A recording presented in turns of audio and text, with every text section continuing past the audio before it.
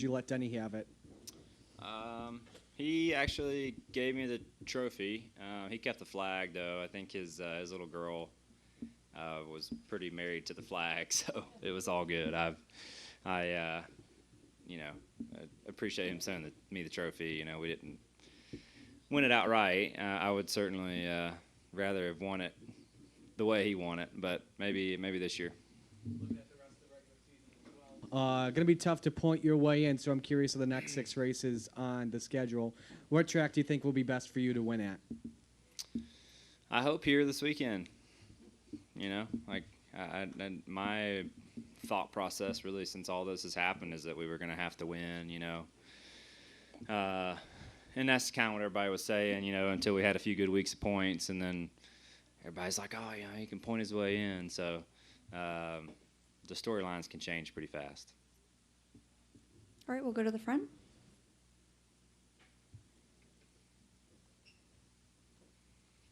Scott Walsh from the Scranton Times-Tribune. Chase, talking a little bit about last year. Do you feel like the defending champion coming back the way as if you won it outright? What's kind of the different feel coming back to a race, to a track where where you've won the previous year?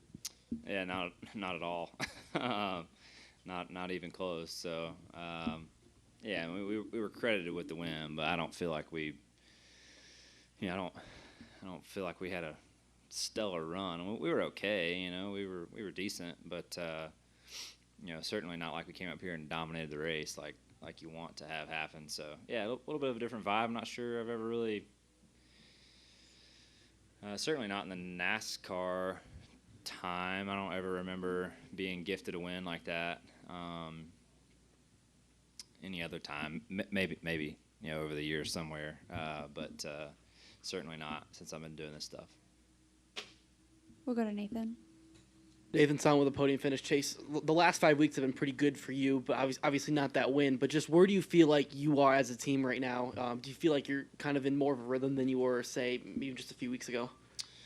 Yeah, I mean, we had a couple good runs that I thought were trending in the right direction. Loudon was terrible. We struggled all weekend really, which I was disappointed. And I think as a team we all were. We had a good test up there and a couple months ago, and it hasn't been a great track. So I was super excited to get some extra laps and go up there and try to get better, at a place that hadn't been super good. And I thought we did that. I thought we made a lot of gains and went back and were just horrendous, and didn't really understand why. We left in a very similar manner, or came back in a very similar manner as to how we left, and yeah, just missed. And that stuff happens, unfortunately. So yeah, didn't have the run we wanted to have last weekend, obviously, but I thought the prior 3 or 4 weeks, to my recollection, were certainly better and in the ball game. So that was good, and it's in there. We just gotta extract it. We'll go to Jeff. You said, admittedly, as you said, a lot of us got caught up in you can point your way in now, and then that's cooled off a little bit. So, but as you said, all along, like you thought you'd have to win. So what is the mentality, right? Like of, you're going to come to the road course races or something, and you might have to make strategy decisions of like, do we go for the win? Do we go for points? Like, because you're kind of still close enough that you could point your way in with some great stage points or something. So where's the balance of the team of like what you guys have to shoot for? You know what I mean? We just got to go and do our jobs to the best of our ability and show up every weekend and make sure we're prepared and thinking about the right things and talking about the right things, making sure I'm honing in on whatever piece of my craft that I feel like I need to focus on that weekend, and that can vary from track to track.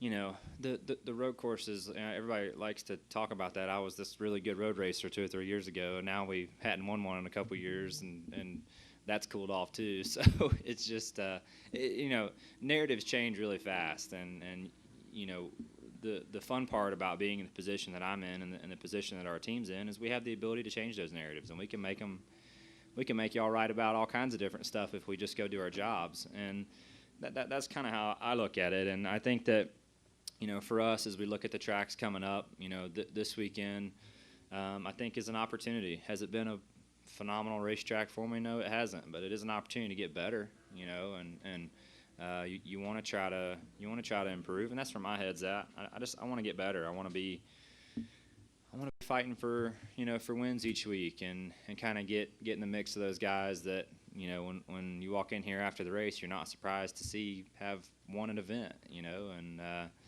that's the group that I've always wanted to be in, and just let the rest figure itself out. If I'm up here and we're fighting for top fives and fighting for wins on a weekly basis, I'm good. The rest of it's going to work itself out eventually, and that's always been my headspace. So it's no different, no different today, and I think we're very capable of doing that. Like I said, we just got to put the pieces together at the right time and extract our potential, and we'll be fine. Bob. Do you feel like you're close to changing the narrative? Because you haven't started top 10 in 4 weeks. You've led, 38 laps all year. Mm-hmm. It would seem, looking at some of the stats, that you're not that close. Yeah. Well, I think, like I said, last weekend certainly was not very good. The prior 2 or 3 weeks before that, I thought were. Did we lead any laps in those events? I don't know, probably not. But we were running up front and, inside the top 5 and putting together solid races. So from that standpoint, I think that's a pretty good weekend, in my opinion. If you're in those front 2 or 3 rows and the final 2 or 3 restarts, I consider that going in the right direction. So I think that we just have to keep working hard, keep making sure that we're, as I said a minute ago, thinking about the right things, talking about the right things, and I think we're doing that. And I don't see any reason why we can't go and have a good run here this weekend. Just keep chipping away, and that's all we can do. We as I look back to last year, we had a really hot start, or a hot summer stretch, and we were decent at the start, had a good summer stretch, and then we struggled from probably about this time last year all the way through the end of the season, and just trying to get back on track, and and put some of those good runs together. So like I said, I think it's there. You just riding the wave, man. It's like my dad's always said over the years, you got to ride the wave and continue to put the work in, and it'll work itself out. We'll go to Claire. Wise advice. Claire V. Lang, Sirius XM NASCAR Radio. So, can you talk about qualifying and the difficulty, I guess, of qualifying here, or the art of qualifying here, and how you look at it? Well, to Bob's point, I'm not the person to be asking about qualifying. You've stepped it up. If you maybe this time you step it up, right? You haven't noticed. Yeah, I don't know. I feel like I used to qualify okay, and just we hadn't qualified very good in a while. So I guess we had a couple of okay starts there a few weeks ago, but yeah, I don't know from that standpoint. My philosophy on qualifying has always been dialing in where I feel like the car needs to drive from a race pace perspective, and when you put on 4 tires, it should go faster. And that's always been my approach. When you put on better tires, it should go better. Yes, the balance might need to shift a little here or there. You try to find that trend and then hit it each week. But I think that all starts with a really solid setup from a race pace perspective, and you kind of go from there. So that's always been my philosophy. I'm not going to change that. We're just we're going to keep trucking in that direction and try to get better. Thinking about qualifying here, though, this particular racetrack, and how difficult it is, or how unique it is, and qualifying, stepping on it here. Yeah, I mean, qualifying in general, I think, has changed a fair amount over the course of my career. When we first came in, we were having Friday practices that were designated strictly for qualifying setups, and we had these really elaborate qualifying setups that we would have to make one fast lap with weight distributed in certain parts of the car, and all the and everyone was doing it, and then the schedules changed some, and then you had less that you could do for a one lap type situation, and then now even even less than then, with not even being able to tape up and things for qualifying. So I think that has changed the qualifying aspect a little bit more than anything. But again, I think a lot of it comes back to just getting your car driving like you want it to from a long run perspective. And when you put on 4 tires, you should be able to extract more pace from it. No pressure, but good luck in that's my qualifying. take. Thank you. Good luck. We'll go to Zach. We'll come to the front, and then we'll go to Dan. Zach Sterniolo, NASCAR.com. Chase, you've talked in weeks past about enjoying the challenge because this is a new situation for you, being on the outside looking in. How different is that internally from a year ago when you go on that stretch of 5 straight weeks when you're running top 2? It's new territory. So just how different is that internally for the number 9 team? Yeah, I mean, it's certainly different from last year, but I think it has been in some ways enjoyable to find new challenges and kind of push yourself in different areas. It doesn't really feel a ton different, I guess, in like a playoff run, like in the final 10. You in those situations, like in years past when we haven't had, like last year we had a good year, so we had a lot of playoff points going into the season, and glad we did because that got us to Phoenix. But in years that we didn't, it was about, you had to show up every week and really get it, those last 10 if you wanted to advance. And that's really kind of how it feels now. So, and I have always enjoyed those final 10 weeks just because of that. Like, you show up to the racetrack every week and there's something on the line. There always is. Don't take me wrong, but it is, to me, it's a little more fun knowing that it's kind of make or break. You either get in or you don't, and it's up to us to go and try to achieve that. So it feels very similar to a playoff situation without having many playoff points.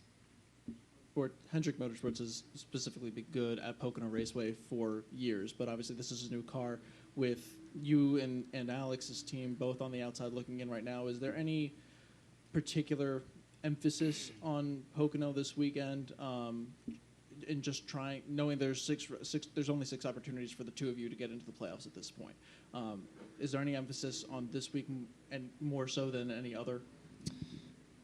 No, I mean they all matter. They all pay the same amount of points to win or whatever. So yeah, no, it matters. They all matter. We'll go up front. Shane Hector, Underground Sports Chase. What has your crew chief had talked to you about as far as like the success this year? Because you have 7 top 10s. Is it for only this season alone? And then as Zach talked about, the playoffs coming up pretty soon. What does your crew chief try to talk to you about to try to motivate you to get that success that you're looking for? We're all motivated, and we're always motivated. We want to, like, I'm hired to go and do a job. And my job is no different than any one person on our team or at the shop or wherever it may be. Like, we all have an objective and an assignment, and we all want to deliver, no matter what your obligation is. So the motivation's always there for that reason alone. And I want to go do a good job. I want to do my part and make sure I'm holding up my end of the bargain. And so we're not talking about motivating one another. We're talking about how we can be better at the upcoming track, what kind of balance trends we have had in years past, or what kind of trends we have fought or had over the last few weeks. Where have we made improvements? What have we not improved upon? So it's really all performance related in our conversations, honestly. So he knows when I show up to the racetrack, I'm going to give him my all, and I know when I show up to the racetrack, he's going to give me his. And we've had that agreement since day one. And I'll never question that, and he won't either.